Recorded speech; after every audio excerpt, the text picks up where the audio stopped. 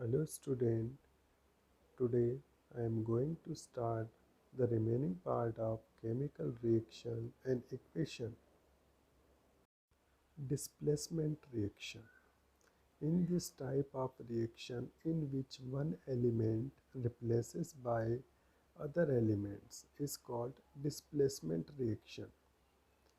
इस टाइप की रिएक्शन में एक एलिमेंट दूसरे एलिमेंट्स के द्वारा रिप्लेस हो जाता है। इस टाइप की रिएक्शन को डिस्प्लेसमेंट रिएक्शन कहते हैं। एग्जाम्पल, ए बी एक एलिमेंट है, उसकी रिएक्शन जब आप सी से करवाते हैं तो बी वाला जो एलिमेंट होता है वो सी के साथ रिएक्ट करके बी से एक प्रोडक्ट बनाता है तथा ए बी से बी सेपरेट हो जाता है और ए अलग हो जाता है। डबल डिस्प्लेसमेंट रिएक्शन और precipitate reaction. In this type of reaction in which two reactants exchange ions to form two new compounds. इस प्रकार के रिएक्शन में दो रिएक्टेंट आपस में आयंस का एक्सचेंज करके दो न्यू कंपाउंड को फॉर्म करते हैं। Double displacement reaction typically result in the formation of a product that is a precipitate.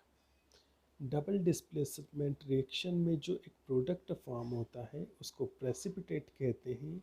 Due to it is called precipitation reaction. इसी कारण इस रिएक्शन को प्रेसिपिटेट रिएक्शन भी कहा जाता है। एग्जाम्पल, Na2SO4 जब रिएक्ट करता है BaCl2 के साथ तो जो प्रोडक्ट फॉर्म होता है वो होता है BaSO4 प्लस 2NaCl। BaSO4 जो होता है एक प्रेसिपिटेट के फॉर्म में बनता है, इसलिए इस रिएक्शन का नाम प्रेसिपिटेशन रिएक्शन रखा गया है।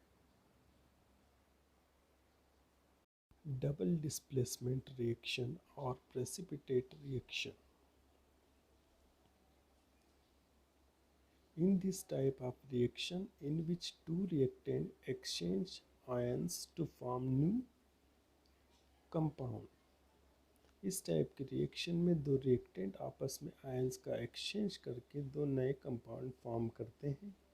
Double displacement reaction typically resulted in the formation of a new product is called precipitate. Double displacement reaction में जो रिजल्ट में एक प्रोडक्ट बनता है उसको प्रेसिपिटेट कहते हैं। इसी कारण इस रिएक्शन को प्रेसिपिटेशन रिएक्शन भी कहा जाता है। एग्जाम्पल, Na2SO4 जब रिएक्ट करेगा बेरियम क्लोराइड BaCl2 के साथ तो ये दोनों रिएक्टेंट आपस में आयंस का एक्सचेंज करेंगे जिसके रिजल्ट में एक प्रोडक्ट फॉर्म होगा। उस प्रोडक्ट का नाम है BaSO4 जो कि प्रेसिपिटेट के फॉर्म में होगा। इसी कारण इस रिएक्शन को प्रेसिपिटेशन रिएक्शन भी कहा जाता है। Oxidation and reduction. First one, oxidation. There are three statements in oxidation. First one, adding of oxygen. जब किसी रिएक्शन में ऑक्सीजन का एडिंग होता है तो वो जो रिएक्शन होती है वो ऑक्सीडेशन होती है। Second one, removal of hydrogen. जब किसी रिएक्शन के अंदर हाइड्रोजन रिमूव होता है तो ऐसी रिएक्शन को ऑक्सीडेशन कहते हैं। And third one step, removal of electron.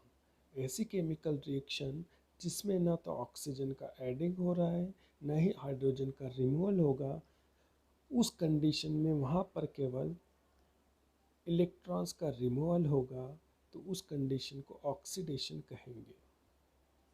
Next one, reduction. There are three statement in it's.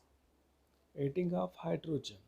जब किसी केमिकल रिएक्शन में हाइड्रोजन की एडिंग होती है तो उसको रिडक्शन कहते हैं। इसके अपोजिट, जब किसी केमिकल रिएक्शन में ऑक्सीजन का रिमूवल होता है तो उसको भी रिडक्शन कहा जाता है।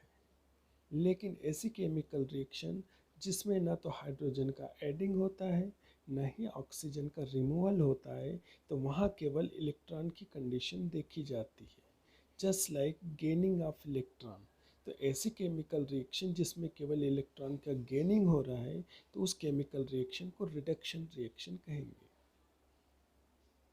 रेडॉक्स रिएक्शन और ऑक्सीडेशन रिडक्शन रिएक्शन।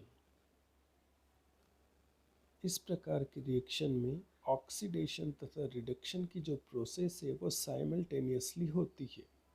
तो ऐसी केमिकल रिएक्शन जिसमें ऑक्सीडेशन तथा रिडक्शन साइमल्टेनियसली एक साथ होता है, उस टाइप की रिएक्शन को रेडॉक्स रिएक्शन और ऑक्सीडेशन रिडक्शन रिएक्शन और सेल रिएक्शन भी कहा जाता है। एग्जाम्पल, Fe2O3 जब रिएक्ट करेगा 3CO के साथ, तो यहाँ पर 2Fe फॉर्म होगा प्लस 3CO2 बनेगा। तो इस रिएक्शन में यह रिडक्शन हो रहा है। जबकि आप नीचे देखेंगे 3CO2 कन्वर्ट हो रहा है CO से। तो यहाँ पर ऑक्सीजन की और एडिंग हो रही है, इसके कारण ये रिएक्शन ऑक्सीडेशन होगी। तो इस रिएक्शन में ऑक्सीडेशन भी हो रहा है और रिडक्शन भी हो रहा है, दोनों प्रोसेस एक साथ हो रही है, इसलिए इस रिएक्शन को रेडॉक्स रिएक्शन या ऑक्सीडेशन रिडक्शन रिएक्शन कहते हैं। Corrosion. When a metal is attacked by substances around it, such as moisture, acid, etc., it is said to be corrode. This process is called corrosion. जब कोई metal के ऊपर moisture या acid का attack होता है, तो वह जो मेटल होती है कोरोड हो जाती है। इसी कारण इस प्रोसेस को कोरोजन कहते हैं। एग्जाम्पल, ब्लैक कोटिंग और silver.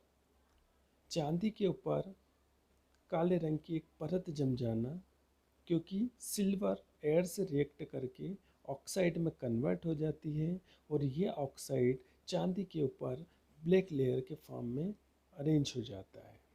Second one, green coating on copper. जो कॉपर के वेसल्स होते हैं वो एयर के साथ रिएक्ट करके या मॉइस्चर के साथ रिएक्ट करके एक ग्रीन कलर की लेयर कॉपर के ऊपर बना देते हैं। ये दोनों जो प्रोसेस होती है, ये कोरोजन का एक बेस्ट एग्जाम्पल है। Rancidity, when fats and oil are oxidized. जब फैट और ऑयल ऑक्सीडाइज हो जाते हैं, मतलब ऑक्सीजन के साथ रिएक्ट कर लेते हैं, they become rancid and their smell and taste change. जिसके कारण वो रैंसिड हो जाते हैं और उनका जो टेस्ट होता है और उनकी जो स्मेल होती है वो बिगड़ जाती है, ख़राब हो जाती है। Nitrogen prevent oxidation of fats and oils containing food substances. Nitrogen जो होते हैं ऐसे फूड सब्सटेंसेस जिसमें फैट्स और ऑयल होता है, उसमें ऑक्सीडेशन की प्रोसेस को रोक देते हैं, उसको डिले कर देते हैं, जिससे ऐसे सब फूड सब्सटेंसेस जिसमें फैट्स और ऑयल होता है वो बहुत दिनों तक ख़राब होने से बच जाते हैं, जिससे उसका जो टेस्ट होता है वो चेंज नहीं होता है। Nitrogen work as a antioxidant. यहाँ नाइट्रोजन वर्क करता है एंटीऑक्सीडेंट का, मतलब ये ऑक्सीडेशन की प्रोसेस को रोकता है। Nitrogen filled in the packs of chip Kurkure to prevent the oxidation process. इसी के कारण चिप्स जो वेफर्स होते हैं, कुरकुरे होते हैं, उनके पैकेट्स के अंदर नाइट्रोजन को फिल्ड किया जाता है, ताकि वो जो फूड सब्सटेंसेस होता है उससे एयर की जो कांटेक्ट में आने की प्रोसेस होती है वो डिले हो जाती है और जो फूड सब्सटेंस है काफ़ी दिनों तक ख़राब नहीं होता।